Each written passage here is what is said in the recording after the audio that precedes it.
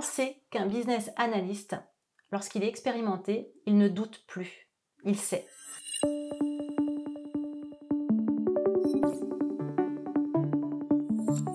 Bien sûr qu'avec l'expérience, on a des automatismes et on sait mieux faire les choses. Mais moi, je peux vous assurer que pour accompagner énormément de business analysts, parfois qui ont 20 ans d'expérience, je vous assure que le doute les accompagne. Pourquoi? Parce qu'ils ne sont pas formés. Encore une fois, 98% des business analysts sont autodidactes. Et quand en plus de ça, ça fait un certain temps qu'ils sont chez le même client ou dans un même secteur d'activité, qui font toujours un peu la même chose, ils ont tous la même réaction de se dire mais en fait si je devais être ailleurs, je ne saurais pas faire en fait. Là c'est parce que j'ai l'habitude. Les banques j'y suis depuis 20 ans donc j'ai l'habitude, mais je ne serais pas capable de faire autre chose. Ou si je change de technologie, je ne serais pas capable, si je devais être non plus sur de la business intelligence ou des CRM mais sur autre chose, je ne serais pas capable de faire. Euh, donc, il faut vraiment savoir qu'un business analyst expérimenté, il doute. Et je dirais que c'est sain, parce qu'en doutant, en même temps, alors c'est sain et pas sain. C'est pas sain quand vous doutez faute de compétences. En ce cas-là, bah, allez vous former. Voilà, si je puis dire, hein. Formez-vous, ça existe. Avant, ça n'existait pas, les formations. Maintenant, ça existe. Donc, allez vous former. Comme ça, vous allez vraiment avoir les bonnes pratiques et vous ne douterez plus de vos compétences, en fait, on va dire.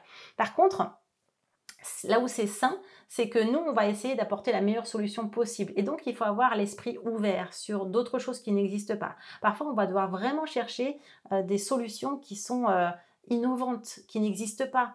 On va devoir essayer d'utiliser un outil qui existe par exemple dans le commercial ou le marketing et dire tiens, bah ça, on va pouvoir l'utiliser pour la business analyse ou pour ce projet. Par exemple, quand on fait de l'analyse comparative, des benchmarks, qu'est-ce qu'on va faire? On va aller chercher ce qui existe, ce qui se fait de mieux ailleurs et en disant tiens, bah, si ça se fait de mieux ailleurs, peut-être que je peux l'utiliser pour proposer une fonctionnalité pour ce logiciel qui serait super.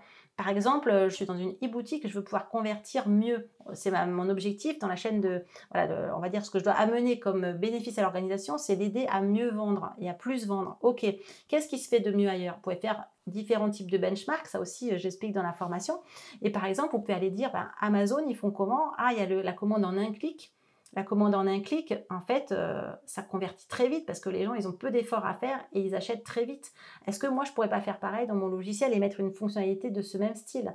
Voilà. Donc, en fait, de douter, c'est sain parce que ça nous amène à chercher des solutions qu'on ne connaît pas et de remettre en question nos croyances. Et en ça, c'est sain parce que notre environnement, il change tout le temps, que ce soit technologiquement parlant, méthodologique, sectoriel, etc. Mais douter parce qu'on n'est pas formé, eh bien, il faut aller se former. Et quoi qu'il en soit, sachez que beaucoup de business analysts expérimentés souffrent en silence de ce syndrome de l'imposteur, que plus on est expérimenté, moins on ose dire qu'on a besoin d'une formation parce qu'on est censé être un expert.